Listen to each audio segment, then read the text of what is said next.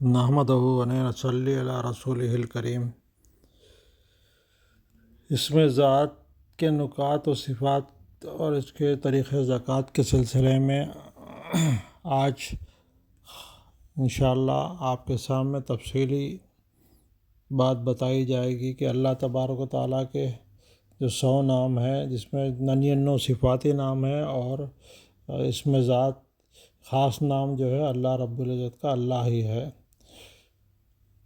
99 نام باری تعالیٰ کے ناموں میں اسم اعظم اللہ ہے، اور یہ تمام اسرار کا جامع ہے۔ جو بھی ذوق و اخلاق ضمیہ سے قطعی تعلق کر کے نیک و پاکیزہ اخلاق سے آراستہ ہو کر ذات باریہ کی روحانیت سے فیض حاصل کرنا کی تمنا کرے گا، وہ یقیناً ایسا لطف اٹھائے گا جو احاطہ تحریر میں لکھنا بہت مشکل ہے۔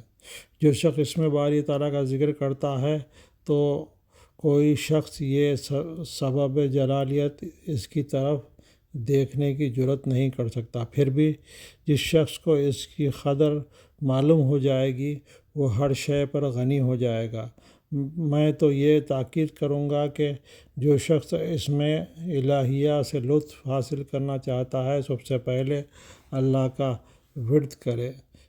اس سے قلب انسانی مجلہ یعنی چمکدار ہو جاتا ہے، طبیعت پر راحت اور انبساط کا سما سا چھا جاتا ہے۔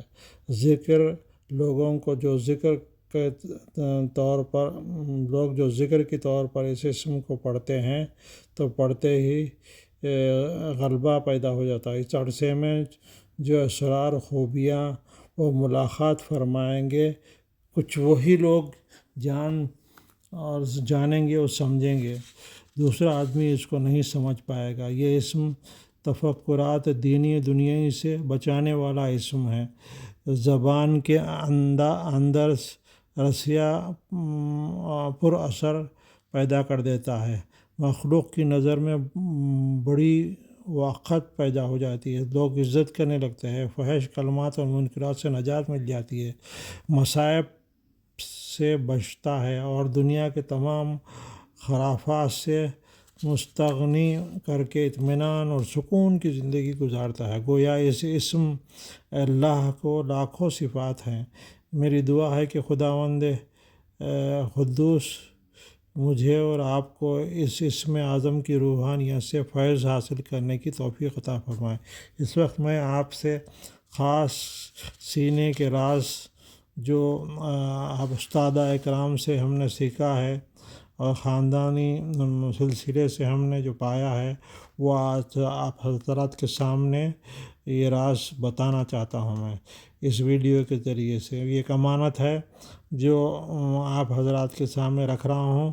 جو صاحب حیثیت ہوگا وہ اس سے استفادہ کرے گا اللہ کی توفیق سے۔ اس میں اللہ کا چلہ کس طرح سے کیا جاتا ہے اور کس طرح اس سے فیض حاصل کیا جاتا ہے۔ طالب کو چاہیے کہ نمازی اور صالح ہو، ریاضت کا اسے شوق ہی نہ ہو بلکہ عشق ہو، اللہ سے عشق ہو، تہجد گزار بھی ہو۔ اس اسم اعظم کا ورد کا وقت دراصل اسی وقت ہے جب روح میں نفحات اعتدال پیدا ہوتا ہے۔ وقت رات 2 بجے سے لے کر صبح صادق تک یعنی فجر کی نماز تک ہوتا ہے۔ تہجد پڑھ کے کسی تنہائی کے مقام پر نہایت خشوع و خضوع سے پڑھے، دل تمام قسم کے خیالات سے بری ہو کر ذکر شروع کرنا چاہیے۔ چند ہی دنوں میں اسم اللہ اپنی تاثیر ظاہر کرے گا۔ طالب اپنی قسمت پر حیران رہ جائے گا۔ میں انسان ہوں یا اور کوئی مخلوق ہوں، وہ نورانیت اور روحانیت پیدا ہوگی کہ برداشت مشکل ہو جائے گی۔ یہاں مجھے اس بات کے آگاہی اس اسم کے ورد کے لیے بزرگوں اور پیر و مرشد کا سہارا لینا ضروری ہے، یعنی کسی شیخ کی نگرانی میں ہی اس کی ریاضت یا اس کے چلہ کشی کرنا چاہیے، ورنہ خالی وظیفے کے لیے تو کوئی ضروری نہیں ہے، مگر اس کی ریاضت اور چلہ کشی کرنا ہے تو کوئی استاد ہونا ضروری ہے۔ بعض اوقات موکلات بھی حاضر ہو جاتے ہیں، اسے بھی دیکھنے کی ہمت نہیں پڑتی تو وہ اس کے اوپر بار پڑ جاتا ہے. بعض لوگوں کو تو بہت ہی خطرات میں پڑ جاتا ہے. اس لیے کسی صاحب علم کے نگرانی میں اس کی زکوٰۃ یا اس کا کثیر ورد کرنا چاہیے، ورنہ خالی روزانہ کے معمول میں اس میں اللہ کے جو عدد نکلتے ہیں 76 ہے 66، تو وہ 66 مرتبے روزانہ پڑھ لیا کرے. اگر چلہ کشی کا ارادہ ہے تو کسی کی نگرانی میں پڑھے اور اس کی برکات حاصل کرے. صفائی قلب کے ورد کرنا چاہیے.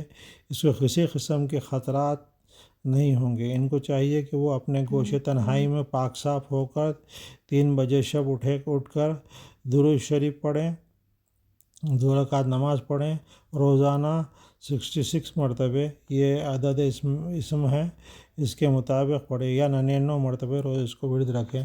اور البتہ زکوٰۃ کے سلسلے میں 4352 بار روزانہ پڑھنا چاہیے. کبھی ناغہ نہ کریں، مداومت رکھیں، نتیجے پر کبھی غور نہ کریں. جو کچھ آپ پر ظاہر ہوگا تو اللہ تبارک و تعالیٰ ہی بہتر جانتا ہے وہ نعمتیں کیا ہیں.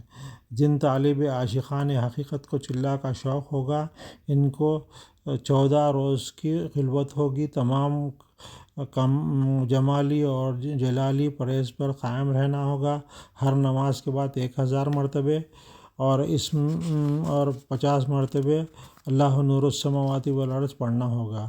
علاوہ ازیں 5